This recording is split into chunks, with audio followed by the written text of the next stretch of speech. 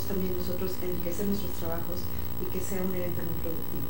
Para este segundo coloquio nos acompañarán la doctora María García González de la Universidad Autónoma de Guerrero, el doctor Ernesto Sánchez Sánchez y el doctor Armando Solares Rojas, de ambos del CIMBESTAB. Pues yo les agradezco. Ya contamos con la presencia aquí en las instalaciones de CICATA de la doctora María García González. Bienvenida, doctora, desde Guerrero. Entonces, pues simplemente pues no me resta más que desearles el mejor de los éxitos, que sea muy productivo este evento. Me da mucho gusto que el posgrado siga organizando. Esta es la segunda versión de este coloquio. Pues para ustedes, disfrútenlo.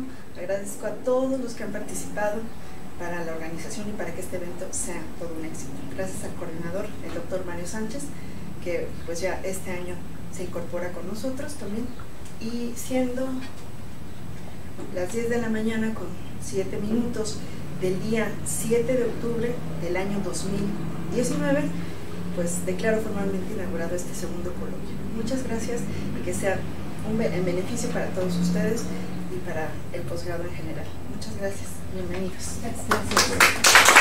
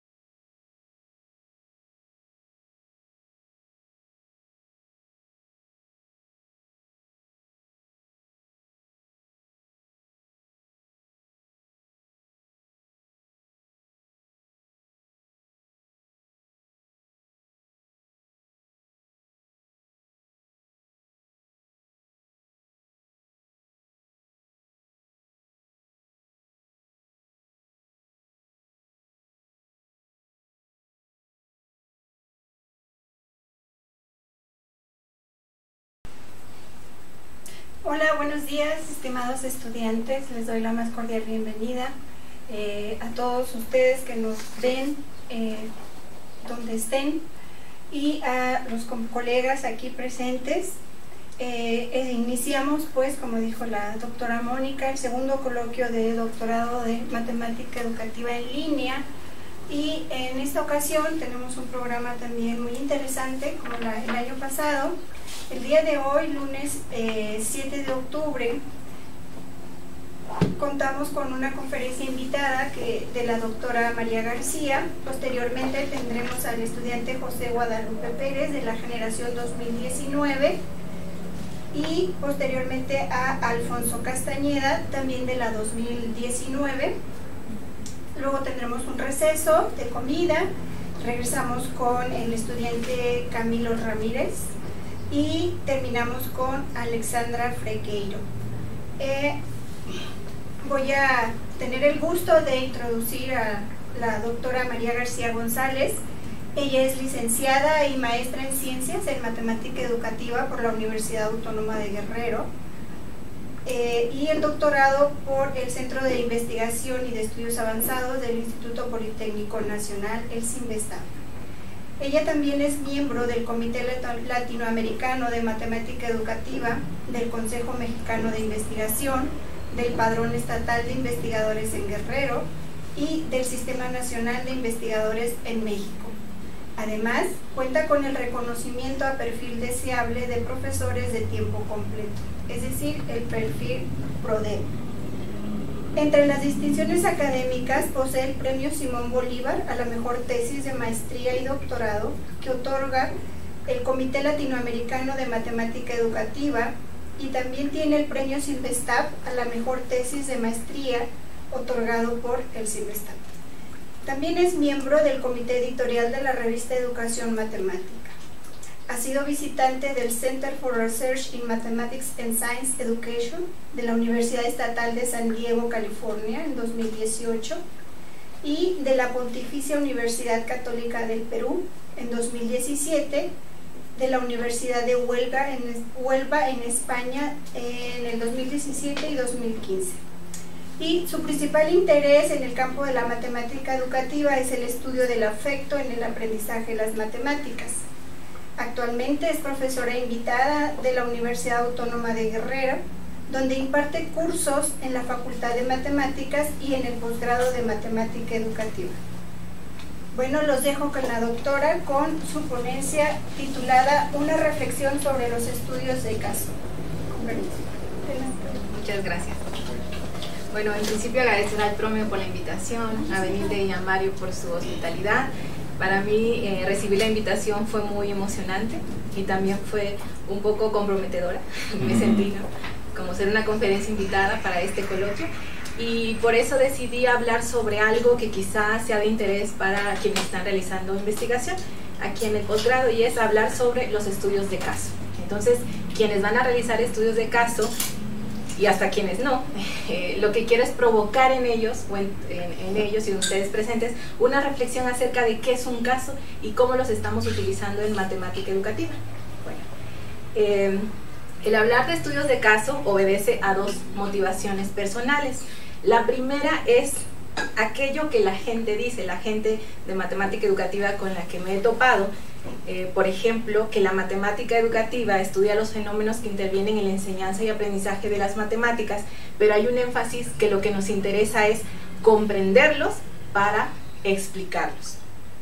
Otra de las cosas que se dice es que en matemática educativa todo es un estudio de caso y que no podemos generalizar esos resultados que encontramos en nuestras investigaciones, y eso me provoca a mí a pensar en la importancia de los estudios de caso. Cuando yo empecé a estudiar sobre los estudios de caso, creía que los casos eran solamente personas con los que investigamos, pero actualmente sé que no, que pueden ser otras cosas.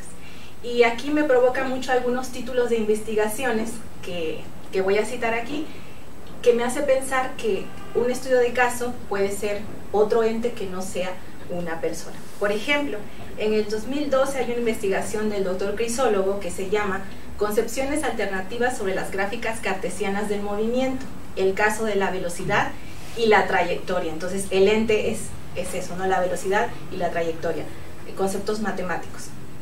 O en 2018 una investigación de la doctora Gaby que se llama La enseñanza de las matemáticas en zonas indígenas, el caso de la modelación gráficación, ¿sí? Este es otro caso. Y aquí mismo ahora se está desarrollando una tesis por Freddy que lleva por título El discurso matemático escolar inclusivo desde el enfoque socioepistemológico, el caso del telebachillerato chiapaneco. Así como estos ejemplos, hay más en matemática educativa donde enfatizan la palabra el caso, y eso me lleva a mí a pensar que su diseño de investigación es un estudio de caso. La siguiente motivación es la elección de un estudio de caso. Empecé por preguntarme cómo se elige un estudio de caso, pensando solamente que los casos son personas, informantes. Y mis ideas, las primeras que vinieron, fueron las siguientes: el que se deje o el que quiera, el que mi asesor me diga, un familiar o un amigo, porque ellos siempre están dispuestos a apoyarnos, aunque no sepan pues, por qué el apoyo, o sí sepan. Mis alumnos, porque de cierta manera se pueden ver obligados a participar porque soy la profesora, o mi profesor, que también se siente obligado a participar como informante porque la investigación es de ambos. O por Facebook, lanzar una invitación y los que quieran hacer estudio de caso, pues confirman ahí. O yo misma puedo hacer un estudio de caso, y algo muy extremo sería inventar un estudio de caso. Fueron algunas ideas que yo tenía de cómo se eligen los estudios de caso.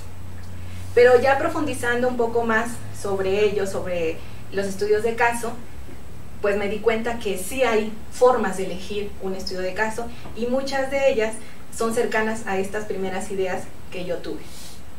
También ahora que he leído, he derrumbado algunos mitos sobre los estudios de caso. El primero es que no son propios del paradigma cualitativo. También existen en el paradigma cuantitativo, solamente que cambian su nombre. En investigación cualitativa les denominamos estudios de caso. En un paradigma cuantitativo se llama el estudio de n muestras o muestras de n casos, ¿sí? Pero sí se puede, en las dos el estudio de caso existe. También otro mito que derrumbé es que el estudio de casos es carente de objetividad, rigor y precisión. Esto es que no se puede, que carece de validez y de generalización, y no es cierto. Sí se pueden generalizar y se pueden validar, pero es diferente a cómo se hace en un paradigma cuantitativo, y lo vamos a ver más adelante. Bueno, el tercer punto tiene que ver con el anterior, que los estudios de caso no se generalizan. Sí es cierto, hay un tipo de caso que sí se puede generalizar. Y que los estudios de caso son fáciles de elegir, esto no es del todo cierto, ¿sí? Necesitas ciertos criterios para poder elegir un buen caso de estudio. Por lo tanto, el objetivo es hacer una reflexión con ustedes, estudiantes, acerca de estas preguntas.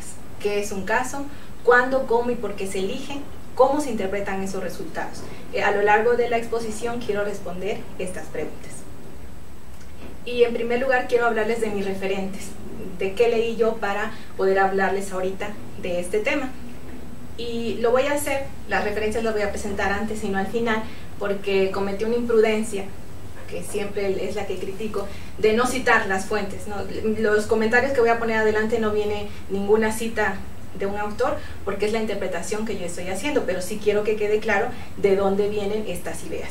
Y es de un antropólogo que escribe sobre el método cualitativo en esta obra de Tarrés, de observar, escuchar y comprender sobre la tradición cualitativa, y un clásico que tenemos en matemática educativa, que es Robert Steck, que él habla sobre la investigación en estudios de caso, pero la que cito aquí es una versión traducida de él.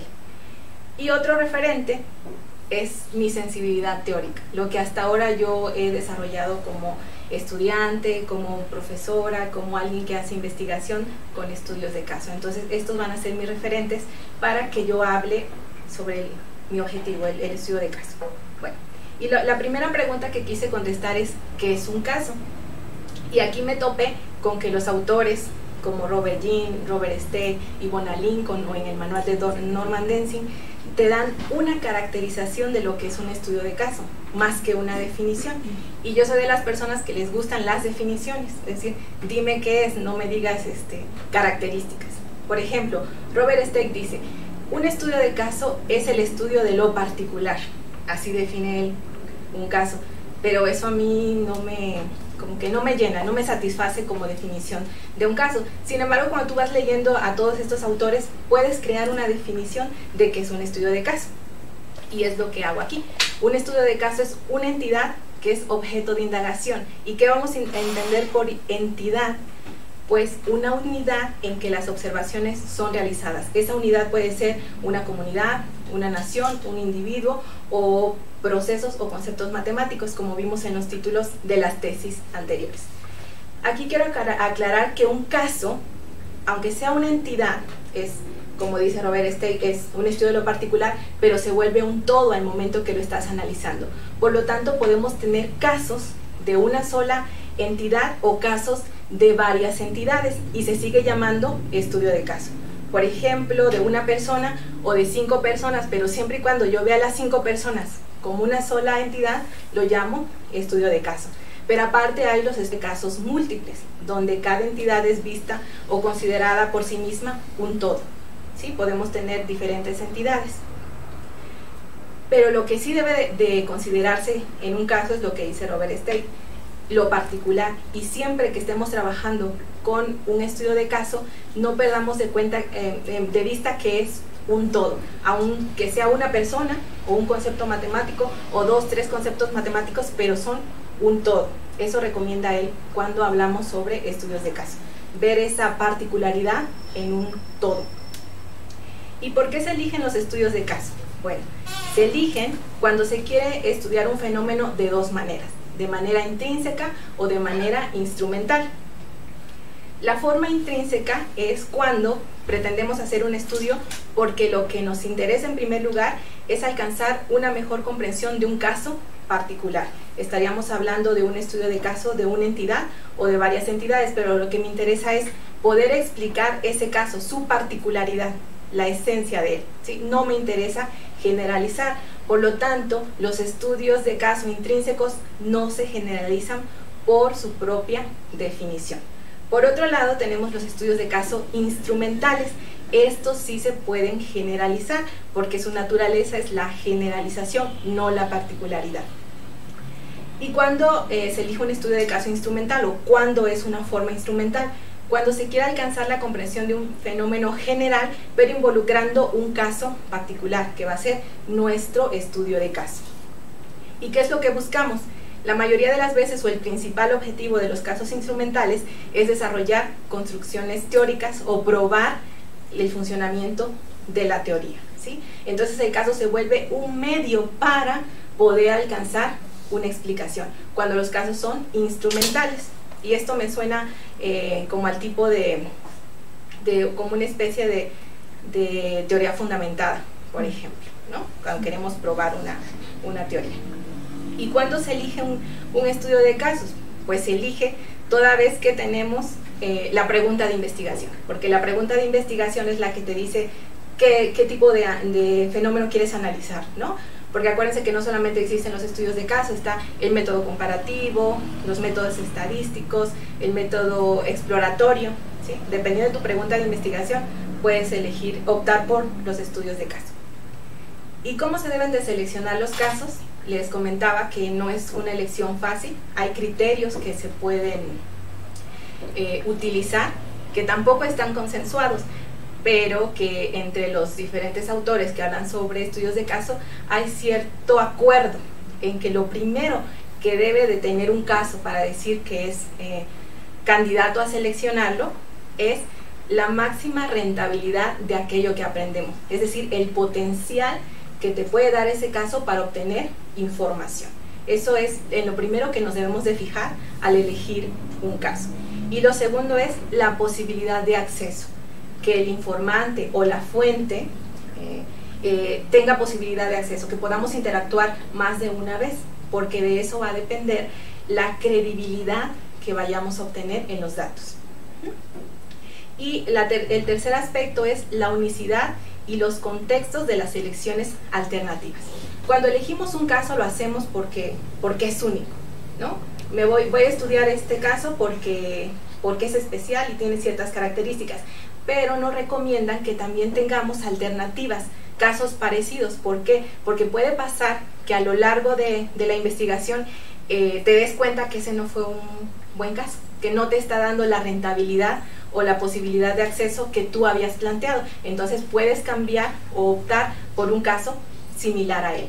Por eso estas serían las condiciones que te pueden guiar para elegir un caso.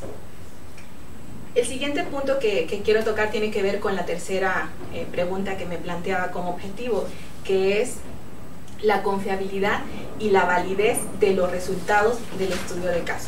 Les comentaba que sí existe, pero es diferente a esa concepción de confiabilidad y validez que quizá algunos tengamos muy arraigado de la perspectiva cuantitativa. Es decir, aquí la validez no se prueba por métodos estadísticos, ni por inferencias, ¿sí? Ni por relaciones causales. Tiene otro matiz, y este matiz lo podemos llamar credibilidad. Entonces, la validez y la confiabilidad en un estudio de caso lo podemos interpretar como credibilidad. Y esta credibilidad, ¿cómo la salvamos? De la siguiente manera: con una observación persistente, ¿sí? Robert Stake nos aconseja que se hagan más de una observación con tu estudio de caso, y que cada observación te vaya sirviendo como a manera de saturación teórica, que tú vayas encontrando ciertas regularidades en cada una de las observaciones, para que así el tipo de información que estás obteniendo pues sea objetiva. La siguiente es la triangulación. Es una actividad que se realiza mucho en la investigación social, en el método cualitativo, y la triangulación puede ser al menos de 3 aspectos. En la recolección de datos podemos tener diferentes fuentes de recolección de datos, los típicos, por ejemplo, las entrevistas, los cuestionarios, las observaciones. Si tienes diferentes fuentes, eso va a hacer que tu tipo de dato vaya cada vez fortaleciendo más lo que estás encontrando. O también puede ser una triangulación con investigadores, es decir, dejar que otros también observen tu caso para ver si tus conclusiones que estás sacando de verdad son objetivas. O sea, que otro vea también a través de sus ojos lo que tú estás viendo. O perspectivas teóricas. Hay casos que se estudian con diferentes perspectivas teóricas. Incluso ahora, también Robert Stake señala los métodos. Él considera, junto con Ivona Lincoln, que puedes utilizar métodos cuantitativos para trabajar con estudios de caso. Por ejemplo, en los métodos, en un estudio de caso comparativo o de casos múltiples, como vas a tener más de una entidad, puedes utilizar el método cuantitativo. No están peleados y tampoco es exclusivo lo quali para los estudios de caso. Y finalmente, otra de las cosas que va a salvar la credibilidad de tus resultados es el control de miembros. El control de miembros se refiere al examen e interpretación de los informantes sobre la evidencia recolectada. Esto lo señala mucho Robert Stake cuando dice: estás empezando a trabajar con el estudio de caso, estás obteniendo cierta información, así como la tienes, como ellos hablan de informes, como lo tienes redactado, muéstraselo a tu informante, que lo vea, para que él te diga que si lo que estás encontrando realmente es la interpretación de lo que estás preguntando, ¿sí? Él te va a decir si estás interpretando, si estás sobreinterpretando esos resultados. Bueno, así se salvaría el tema de la confiabilidad y validez. Y por otro lado, la generalización. Les comentaba anteriormente que se puede dar solamente en los casos instrumentales. Perdón, sí, en los instrumentales, en los intrínsecos no, porque en los intrínsecos lo que me interesa es la particularidad. Y esta generalización también es diferente del paradigma cuantitativo. Hay inferencia, pero no una inferencia estadística. Y la generalización se llama generalización analítica. ¿Y en qué consiste la inferencia que se hace en este tipo de generalización? Bueno, se trata de que la inferencia se fundamente en el carácter lógico de los nexos entre los elementos del caso estudiado y el aparato conceptual con el que se están estudiando. ¿Qué quiere decir eso? Bueno, tienes tu caso, pero lo analizas a la luz de tu marco conceptual. Entonces, con esa lupa ves el caso y pueden pasar dos cosas: que el caso sea una réplica del marco conceptual. Eso significa que se están cumpliendo lo que dice la teoría.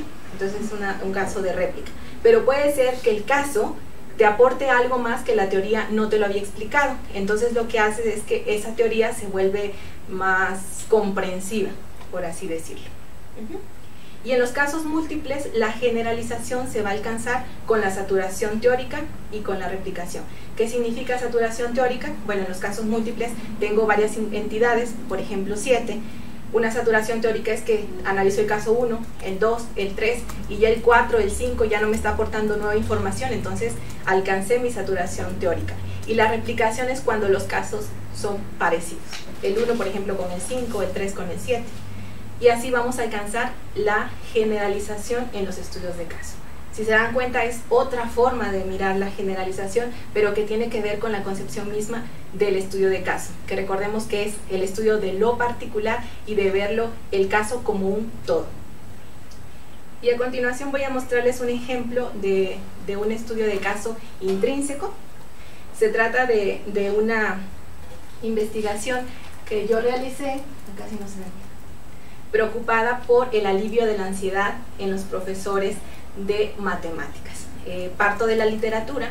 Desde los 90, FENEMA encuentra que los profesores de matemáticas padecen de ansiedad. Y desde entonces hasta 2017 hay muy pocas propuestas de cómo aliviar la ansiedad matemática. Entonces parto del hecho o de la hipótesis de que la ansiedad matemática sí se puede aliviar en los profesores, pero lo que quiero saber es cómo. Y para eso diseño un estudio de caso o selecciono un caso, y este fue Diego. Bueno, Diego es mi estudio de caso. ¿Y cómo lo elegí? Bueno, a él lo elegí tomando en cuenta ciertos criterios, no fue porque el que se dejó, ¿no? Pero también tiene que ver con el que se dejó, porque era mi estudiante. Yo daba un curso en la maestría en docencia de la matemática de práctica reflexiva, y lo primero que hacemos ahí es reflexionar sobre la práctica por medio de una narrativa. Entonces eran 8 profesores y les pedí que escribieran su relación con las matemáticas hasta ese momento. Y de los 8 profesores, solo Diego mostraba síntomas de ansiedad matemática, porque hacía explícito que él no sabía matemáticas, se consideraba que no sabía matemáticas, que él tenía miedo cuando se paraba frente al grupo, que no contestaba las dudas de sus estudiantes. Entonces él, para sus estudiantes, era un profesor estricto, pero que sus estudiantes no sabían que eso estricto era porque él no sabía matemáticas. Entonces yo dije, este puede ser un buen candidato, ¿sí? Le vi potencial y por eso lo seleccioné. Otra de las cosas que también por las cuales lo seleccioné es que él era un profesor Nobel, llevaba 3 años de experiencia docente.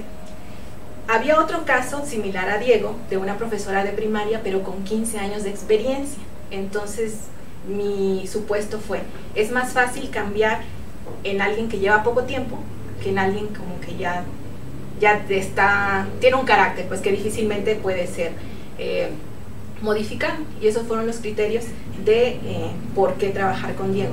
El punto de la accesibilidad se logró porque de los 8 profesores que estudiaban ese posgrado, Diego era el único que tenía tiempo libre, que solo le dedicaba a la maestría todo su tiempo y siempre estaba en la escuela. Entonces si yo le decía, ¿te puedo entrevistar?, decía que sí, podía ir a su escuela, es decir, tenía acceso a observaciones con Diego. Y el caso de Diego yo lo reporto como una historia de vida, que también puede ser un método cuando trabajamos con estudios de caso. Y aquí en esta tablita aparece la vida de Diego como profesor de matemáticas, que empezó desde 2015 a 2017.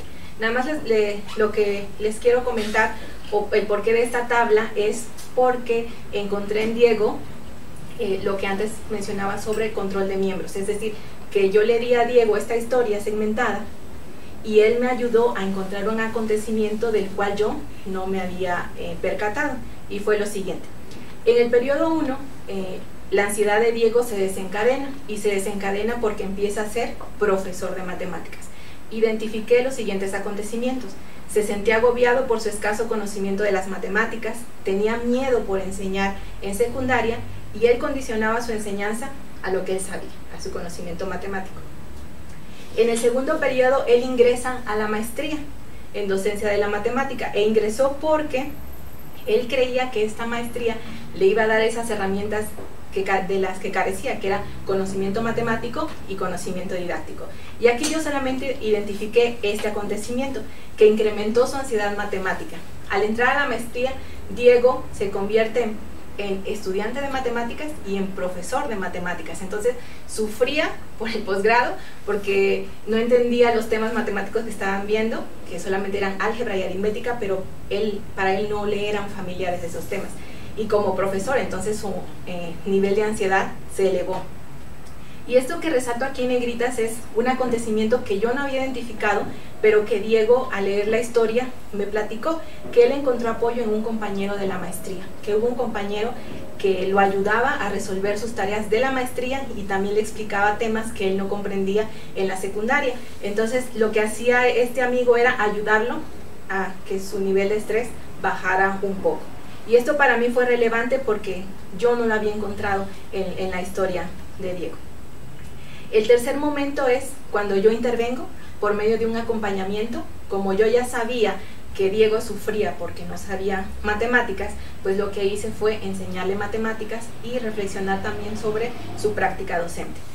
Cuando Diego reflexiona sobre su práctica docente, me doy cuenta que él no se identifica como un profesor de matemáticas. Él se identifica como un arquitecto dando clases de matemáticas. No tenía la identidad de profesor.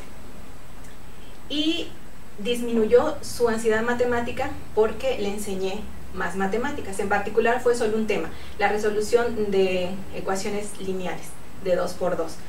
Entonces lo que él hacía era, conmigo resolvía todas sus dudas sobre ese tema y le daba seguridad para ir al aula a enseñarle.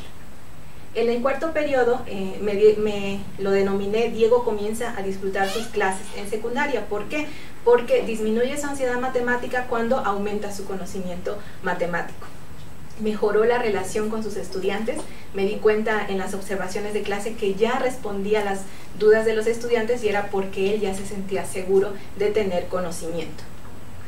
Y otra cosa, un acontecimiento importante que encontré fue la confianza que le daba su libreta de apuntes, donde llevaba todo lo que decía en clase, lo llevaba resuelto en la libreta. Entonces el solo hecho de tener la libreta ahí le daba seguridad para poder explicar. Y él decía, es que la libreta, si yo me equivoco, puedo revisar, ¿sí? Entonces Diego siempre estuvo con su libreta. Durante todas las observaciones que hice en este periodo, él aparecía con su libreta. Y bueno, ¿qué aprendí de este caso intrínseco acerca del alivio de la ansiedad matemática?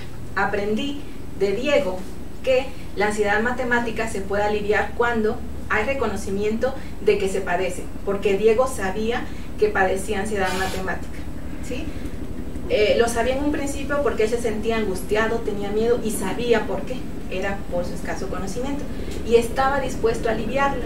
¿Cómo me di cuenta? Cuando él dice, ingresé a la maestría porque yo quería ser un profesor y el profesor fue acompañado, ¿sí? Es decir, para aliviar la ansiedad matemática necesitas que alguien te esté apoyando. Y aquí también quiero hacer un comentario que es alivio de la ansiedad matemática, porque este alivio es momentáneo.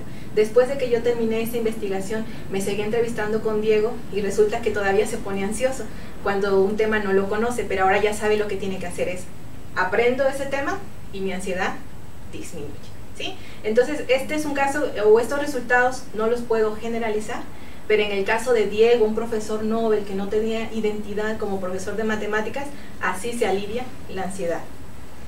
Bueno, ya casi para terminar, aquí rescato unas recomendaciones que hace Robert Greene para hablar de cómo seleccionar un estudio de caso. ¿Cómo hacerlo?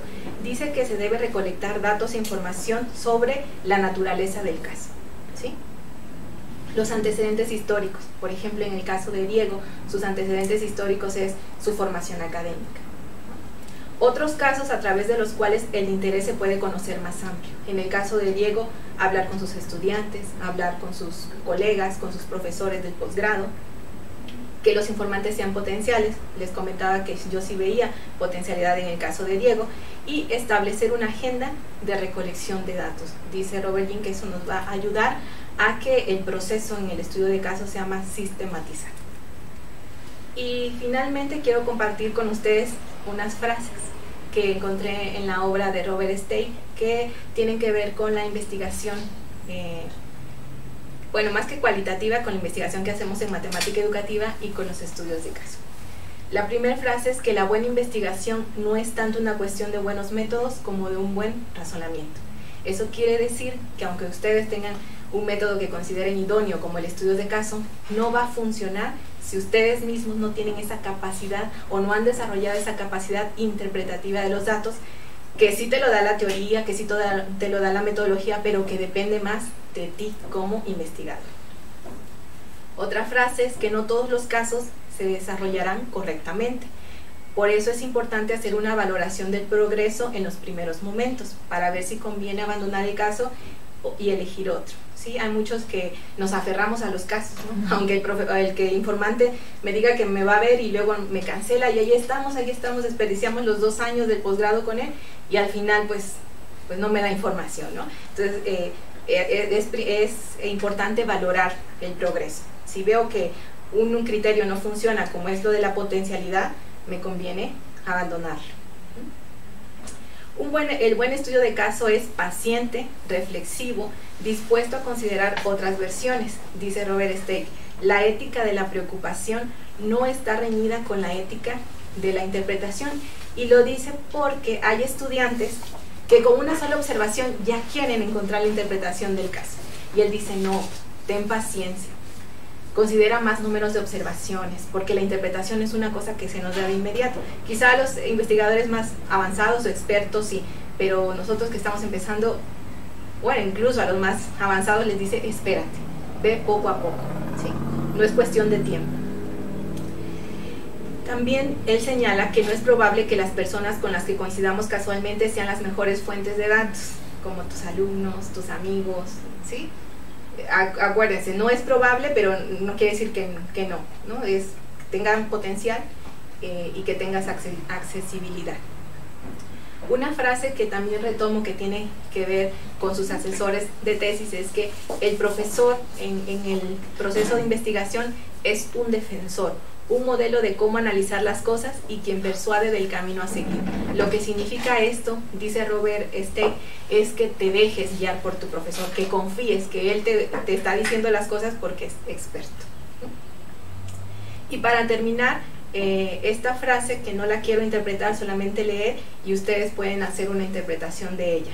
Dice, terminar un estudio de casos es la consumación de una obra de arte. El estudio de casos es una oportunidad de ver lo que otros no han visto aún, de reflejar la unicidad de nuestras propias vidas, de dedicar nuestras mejores capacidades interpretativas y de hacer una defensa, aunque solo sea por su integridad, de aquellas cosas que apreciamos. Y bueno, muchas gracias, y pues si hay preguntas. Sí, muchas gracias, muy interesante tu charla, María. ¿Hay algunas preguntas? ¿Alguien que quiera? Mario.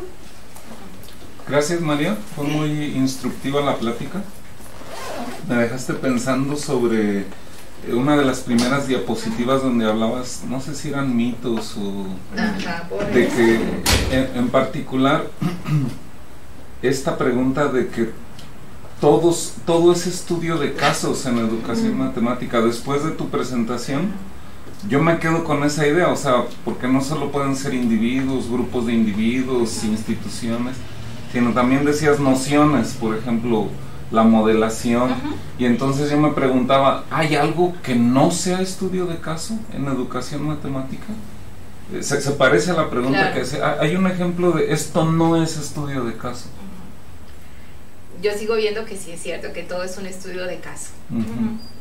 Sí, porque aunque el método no sea, por ejemplo, método estadístico, pero aún así, aunque uses ciertas muestras, estás haciendo un estudio de caso. O los estudios comparativos, por ejemplo.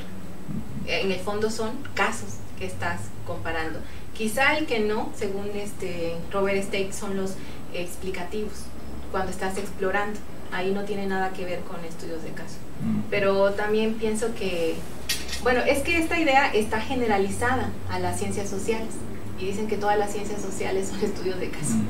Por ejemplo, en la etnografía, incluso en la medicina, se puede aplicar los estudios de caso. Por ejemplo, estoy pensando así en frío, una revisión bibliográfica, si haces eso no es, o sí sería un estudio de caso, que digas, voy a ver el campo que se ha hecho sobre aprendizaje de fracciones, y reviso toda la literatura y veo que se ha hecho, que no se sabe, que se sabe. ¿Eso también sería un estudio de caso? Pues es tu entidad, ¿no? Tienes un objeto de indagación que sería solo fracciones. Okay. O sea, sí se podría ver como un estudio de caso. Okay. Gracias, María, esa era mi pregunta. ¿Alguien más? Sí, bueno, yo también coincido. Muy interesante la plática. no soy del área de matemática educativa, pero me parece interesante porque pues, nosotros también nosotros le llamamos casos de estudio. Ajá, ¿no? Entonces también me llamó la atención desde el título, que es estudios de caso. Entonces, primero, ¿es diferente? ¿Hay alguna diferencia? Podemos llamarle casos de estudio, ¿no? Porque en nuestras tesis también se desarrollan pues toda la teoría, a lo mejor, o toda la investigación, y después en particular se toman casos de estudio y entonces se aplica, ¿no? Lo que nosotros hemos investigado o la conclusión a la que llegamos. Esa es la primera pregunta. Y la segunda sería, ¿cuándo sé que ya llegué a la saturación teórica y que ya observé lo suficiente un caso para concluir o decir, o validarlo, ¿no? Para decir es válido, tengo algo que realmente, no sé, o un modelo matemático que me permita llegar a una conclusión y decir ya este caso está, es un caso cerrado. Claro, sí. No sé. De la primera pregunta, yo creo que es lo mismo, porque no hay casos de estudio, ¿verdad? No hay una metodología o un método que se llame así, es el estudio de caso. A lo mejor puede ser cosa de traducción. Y de la matemática educativa y educación matemática. Sí, porque en toda la literatura aparece así como los estudios de caso. Y con respecto a la segunda, la saturación teórica, ocurre la saturación teórica cuando ya no hay más evidencia, cuando la evidencia se está repitiendo, pues. Esa es la saturación teórica, cuando ya no encuentras nada más en tus datos, y así lo alcanzas. Eso no es exclusivo de los estudios de caso, eso es de la metodología cualitativa. Y solamente esa era la saturación teórica. Y las fuentes, primero las fuentes y la observación, ¿no? Como me aseguro que ya observé lo suficiente para concluir. Es que precisamente es eso, porque haces observaciones y también interpretas, ¿no? Primera observación, encuentras varias, desde la teoría fundamentada, como varias patrones, ¿no? La segunda observación, esos patrones, algunos se conservan, otros ya no. Tercera observación, hay patrones que se siguen repitiendo, ¿no? Cuarta observación, y eso mismo te va dando la saturación teórica, ¿no? Entonces llega un momento en el que ya no vas a encontrar nada nuevo, y de eso tiene que depender el número de observaciones. Pero yo lo he vivido también, y a veces decimos, bueno, en matemática educativa, quieres aplicar una secuencia, solo ve un día a la clase y lo que pasa ahí, ya no hay más observaciones. O luego vuelves, pero con entrevistas, ¿no? Pero sí depende, la saturación teórica, el número de observaciones te lo da eso, la saturación. ¿Puedo hacer otra pregunta? Sí. ¿Qué pasaría, por ejemplo, si fuera el caso contrario, ¿no? al que nos presenta, doctor? Por ejemplo, yo estaba pensando en un profesor de matemáticas que tuve durante la carrera. Él es muy bueno, el profesor, sabe y sí tiene los conocimientos, pero de alguna forma su personalidad no permitía que nosotros aprendiéramos con él, porque era muy difícil, ¿no? Era una persona como que ponía en una barrera entre él y los estudiantes, entonces no podíamos nosotros, y era incluso una materia que tenía un alto índice de reprobación, pero no porque el profesor no supiera, sino porque no transmitía ese conocimiento que él tenía, ¿no? Entonces ahí, ¿hasta dónde llega? La pregunta específica es, ¿hasta dónde llega la matemática o el estudio de caso en esta área, y ya en aspectos relacionados con lo que es la personalidad del profesor? Nosotros también podemos, como matemática educativa, ir más allá de eso. Claro, ¿sí? El caso que usted comenta también es muy común. Hay muchos profes que son muy estrictos y ponen una barrera, y si tú indagas puede que no sea lo matemático lo que los lleva a ser así, ¿no? Sí. Es cuestión de personalidad, y yo creo que ahí, porque también me he encontrado esos casos, como matemático educativo no puedes hacer mucho. En el caso de Diego sí, porque es dale más matemática y él va a cambiar su forma, pero cuando es la personalidad, eso ya es más psicológico, ¿no? Y aunque echamos mano nosotros de la psicología, o sea, no puedes, y más cuando es un profesor que ya tiene formado su carácter, ¿no? Sería muy difícil, pero por ejemplo esos serían unos buenos estudios de caso, ¿no? Y indagar qué es lo que lleva a que ese maestro ponga esa barrera. ¿Qué aspecto de su personalidad a lo mejor no le gusta interactuar, ¿no? O a lo mejor muchos lo hacen por poder, ¿no? Por sentirse que eres, que sabes matemáticas, que los demás reconozcan. Porque entiendo que todo esto es precisamente para evitar eso, o sea, la didáctica, no nada más saber matemáticas es importante, sino también desarrollar esta didáctica para que esos conocimientos puedan ser transmitidos, puedan ser también aprendidos de forma diferente o reaprendidos de forma diferente a lo que comúnmente nos están enseñando, ¿no? Y a los métodos que nos hacen nada más repetir a lo mejor el concepto, pero no lo entendemos y mucho menos podemos aplicarlo posteriormente a nuestras vidas. Claro. Muchas gracias. Muchas gracias. Gracias. ¿Alguien más? ¿Una pregunta? ¿Compañeros? De los estudiantes, ¿no? ¿No tenemos preguntas? Yo tengo una pregunta. Sí. En este caso que nos presentaste del profesor de Diego, ¿cuál fue tu pregunta de investigación? ¿Cómo aliviar la ansiedad matemática? ¿Cuáles son los elementos que necesitas para aliviar la ansiedad matemática? Y en este caso fue el conocimiento matemático. Son las tres que yo presento. Primero, que reconozcas que tienes, que quieras cambiarlo y que tengas un acompañamiento para hacerlo. Pero siento que en el caso específico, como que esas las veo como generales. Ajá. Porque, bueno, sí es cierto que Diego estaba como en la mejor disposición, porque hay quienes no se prestan. Pero siento que Diego, el factor más importante por el que tenía el problema de ansiedad, era porque sentía que no sabía. Sí. O sea, ese digamos que puede ser el factor. Sí, ese es con lo que tú puedes trabajar para que su ansiedad disminuya. Ajá. O se incremente, ¿no? Con eso puedes jugar. En el caso de Diego sí es. El conocimiento matemático es... Porque me preguntaba pues cómo encuentras una relación inversa, proporcionalmente inversa, o sea, si aumento el conocimiento disminuye mi ansiedad, ¿no? Ajá. Y entonces decías un poco que uno no puede, que tu ejemplo uno no puede generalizar. Entonces, yo sé que no puedes generalizar por el tipo de estudio que presentaste, pero me preguntaba si uno pudiera generalizar en este sentido, es decir, si tú encuentras o como el factor y lo disminuyes, o sea, la ansiedad se va a mover, se va a modificar. No sabes cuál va a ser el factor, no siempre va a ser conocimiento y a lo mejor, bueno, en este caso estamos hablando de ansiedad. Entonces, si uno pudiera generalizar un poco, porque también sé de que cuando los sujetos tienen ciertas características similares, con uno que estudies también puedes hacer esa generalización. No sé si aquí se prestaría para tratar de generalizar un poco, o sea, no dejarlo solo en el caso de Diego, sino en el caso de profesores como Diego. Sí. Yo creo que en ese sentido sí hay una generalización. Ajá, claro, y sí lo tengo, porque este es un caso. Mi objetivo era eso, los factores para aliviar la ansiedad matemática. Como Diego es mi caso solamente intrínseco, pero como Diego tengo otro caso similar, que es el de la profa que les comentaba de primaria. Y ahí ella, su ansiedad matemática no es solo por conocimiento matemático, sino también didáctico. Y también ya realicé un acompañamiento con ella y vi que su ansiedad disminuyó. Entonces ahí tengo dos casos. Mi idea es que después estos casos intrínsecos se vuelvan instrumentales para lo que usted dice. Entonces yo ya voy a tener como ciertas categorías para decir, te analizo tu perfil emocional y veo que tu ansiedad la desencadena lo matemático o lo didáctico, y tengo un caso también que es la personalidad, pero ahí no pude hacer mucho porque es cuestiones más psicológicas.